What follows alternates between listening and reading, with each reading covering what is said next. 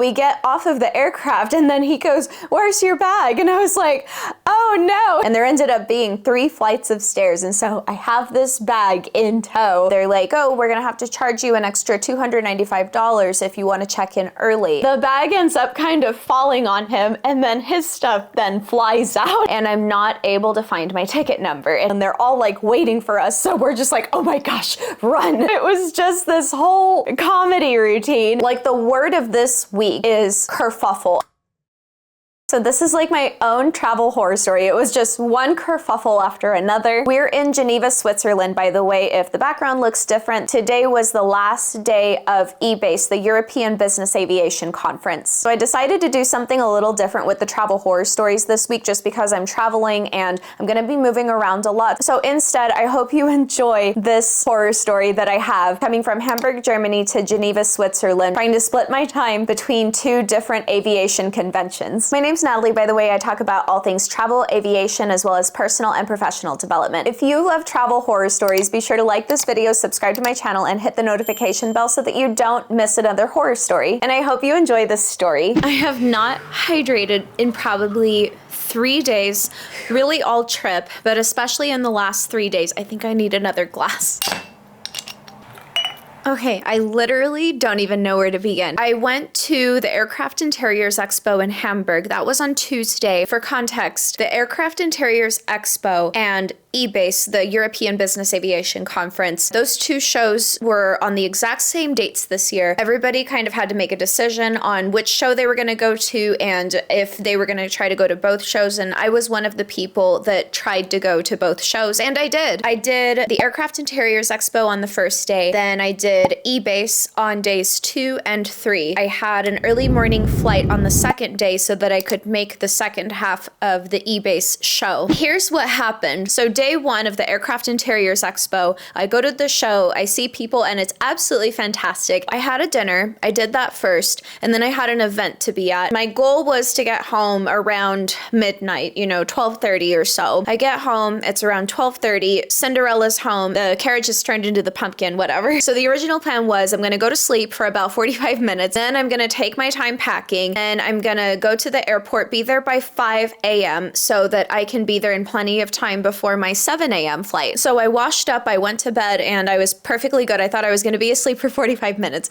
And then what ended up happening, I woke up at 5 instead of being at the airport by 5. I am just running around everywhere trying to get my stuff together. Also trying to get my face ready so that my makeup is ready to go as soon as I land, and I've got my suit ready, I've got it on. I don't end up leaving my hotel until 6 a.m. and so I've got my Free Now driver. Free Now is like Uber in Hamburg. So I tell my Free Now driver, my flight is actually at 7 a.m. Do you think I'm gonna be okay? And he goes, "I'll do my best." And so he's flooring it. We end up getting there in about 10 minutes. I was so scared that the baggage people were gonna be so irritated with me, as well as like the crowd. I was so afraid that there was gonna be a crowd there. The baggage lady was so nice. She could tell how flustered I was and she could tell how panicked I was. She was like, "No worries, like I've been there and I know exactly what you're going through. Your bags are gonna be just fine. You're gonna be just fine and you have plenty of time." Her name was Sienna, if I remember correctly. I was like, "Oh my gosh, Sienna, I'm gonna be praying for you all day because you are just such a beautiful person." Meanwhile, we are going to board in like 15 minutes. I haven't gotten through security yet and we are taking off in 45 minutes. I go through security and thankfully there's not that many people there. By the time I checked my bag and got through security in Hamburg, I made it to the gate just 5 minutes before boarding, and I don't know how that happened. It was literally the grace of God that I made it in the timing that I did. I make it to my gate. I see one of my colleagues there. He's like on the same flight as me, and I honestly don't know what I would have done without this colleague there. He was just so helpful, like keeping me like calm and grounded. And so we're starting in Hamburg. We have a layover in Frankfurt to then take us to Geneva for the show. So basically I have this mobile office that I take with me as my carry-on luggage, and it's this briefcase that has wheels on it. Got all of my computers set up in there as well as the different different devices that I work off of. But then I've also got like my skincare, my makeup, and just everything, like in case my luggage is lost or whatever, like just everything is in there. And so it tends to get quite big and quite heavy. It's a very useful bag and it looks very professional, but it gets very, very big whenever there's a lot of stuff in it. And so usually, you know, I've got like my own technique of how I put this thing in the overhead luggage. Actually, I'll show you what I do. Wait there. I also practice this technique before I leave my home to like head to the airport too, because sometimes you just don't know if there's gonna be somebody there that's willing to help you. Here's what I do. If you guys can see, this is the bag. I basically have my feet apart and the bag is right in the middle. I take the top handles, wait, gotta fix the hair. I take the top handles and the bottom, and I basically hoist it above my head to where it's like this, and I pivot as necessary and I recess it into the overhead bins. I have to do this every time because I've noticed whenever I don't practice, I end up getting like really unbalanced and then it's a lot of trouble to like lift up my bag. So anyway, now you guys know.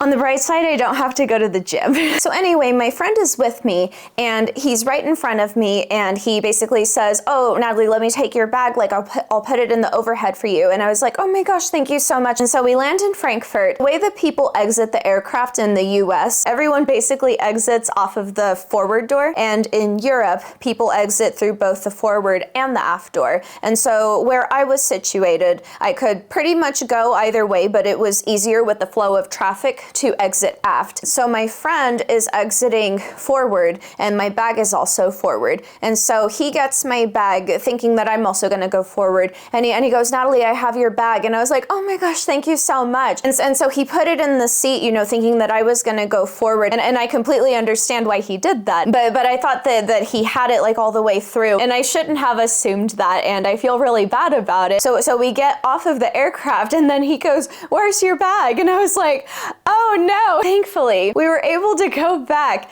onto the airplane and we were able to get my bag. Meanwhile, there's like this train that's like gonna take us to the next terminal and they're all like waiting for us. So we're just like, oh my gosh, run. It's a 45-minute connection on top of all this. So then we get to our gate and everything is perfectly good. Swiss Airlines, that's who we're flying. And we're flying on the new Airbus 220 aircraft. And just so you guys can picture it, on the right-hand side, there's 3 seats and then on the left-hand side, there's 2 seats. And so that means that with the overhead bins, the one with the 2-seater is smaller than the other side. But then not exactly, you know, thinking through that, you know, I had tried to put my bag in the overhead locker on the left-hand side where it was smaller, and then it just ended up not working out. Where we were situated, it was starting to get full. And so we had to like wait to try to like find a spot over on the right-hand side where the lockers were bigger. And so as I'm like working to help my friend and he's like looking for a spot for my bag to go, God bless him. So when I first get on board,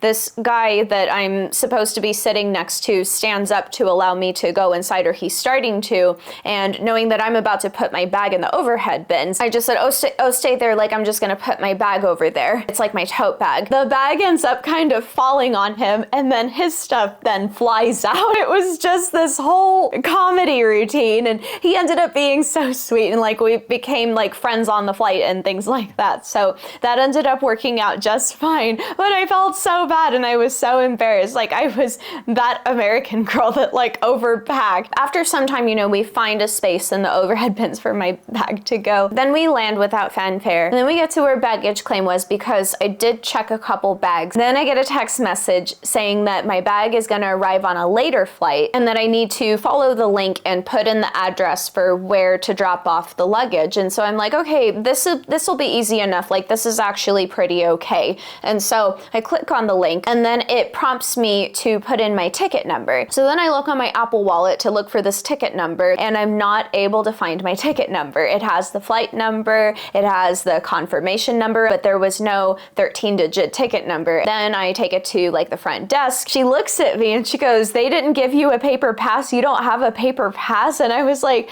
no, I got here through my Apple Wallet. Oh, you have to file a claim, stand in line over there so we can figure it out. So then I get in line line, like ready to make a claim for my baggage. And meanwhile, I'm looking all over the place. I'm looking in my email. I'm trying to look in the app. My ticket number is just nowhere to be found. I go into my Apple Wallet, and just in case this happens with somebody else and like it's a similar situation, you can click on the 3 dots that are in the corner of whatever ticket it is that you have open. And if you need additional information, just click on those 3 dots, click on past details, and it will flip it over. And this is ultimately where I ended up finding my code. So once I had everything entered, I just stepped out of line and I got to the hotel. My taxi was also very fast and just very, very respectful. And literally everyone on this journey just completely helped me out. They were so kind and so sweet, and I have no idea what made them be that way. So I just felt like I was being so obnoxious. So then I get to my hotel and I'm trying to check in. They're like, oh, we're gonna have to charge you an extra $295 if you want to check in early. I really just did not feel like spending $295 to check in a few hours early. Meanwhile, I just need to freshen up. That's really all I need to do, because right after all of this, you know, I'm gonna have to go into like meetings and I'm talking with people, and like I want to be,